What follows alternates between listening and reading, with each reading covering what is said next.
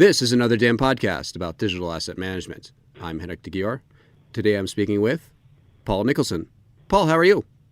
Good. How you doing? Good. Paul, how are you involved with digital asset management? I am in charge of, amongst other things at Showtime Networks, I'm in charge of digital asset management here for our creative group that we call Red Group. How does an organization focused on entertainment television use digital asset management? We use digital asset management in many, many ways here at Showtime.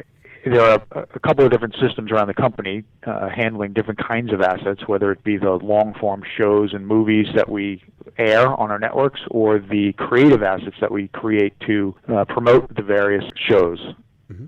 And the majority of my responsibility falls under the promotion aspect. So we create all of the video commercials or promos that run on our networks, and we manage and maintain them in a digital asset management system so that we can find them, archive them, keep them organized, distribute them, etc. And we also manage and maintain all of the print assets, all the advertising and marketing materials that we create in-house, logos, graphic files, various elements, lots of photography, those types of things. Congratulations on winning the DAMMY Award for Best Strategy Ease of Use for End User Interface. Tell us about this strategy.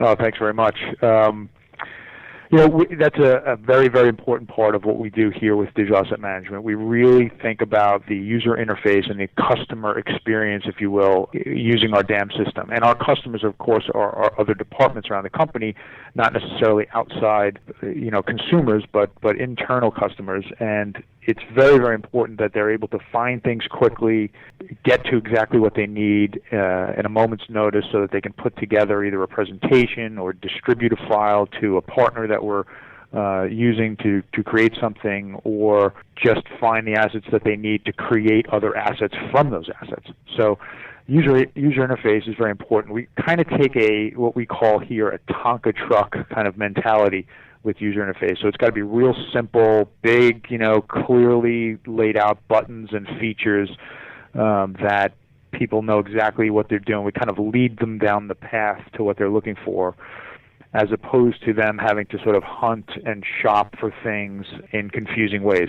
I think, a lot of people take the other approach. They put lots of features on the screen, lots of buttons, lots of widgets, lots of tools, and great capabilities, but that takes away from the user experience because they can't ultimately navigate it as quickly, and there's lots of training involved when you do it that way. So we take a very simple approach.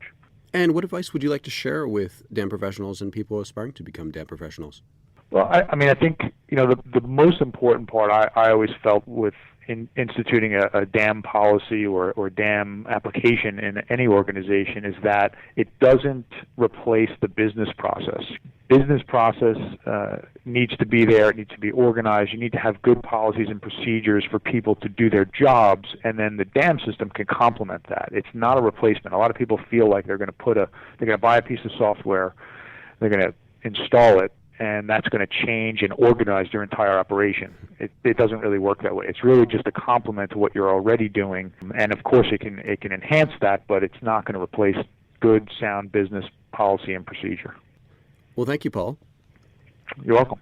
For more on digital asset management, log on to anotherDAMblog.com. Another DAM podcast is available on AudioBoo, iTunes, and the Tech Podcast Network. Thanks again.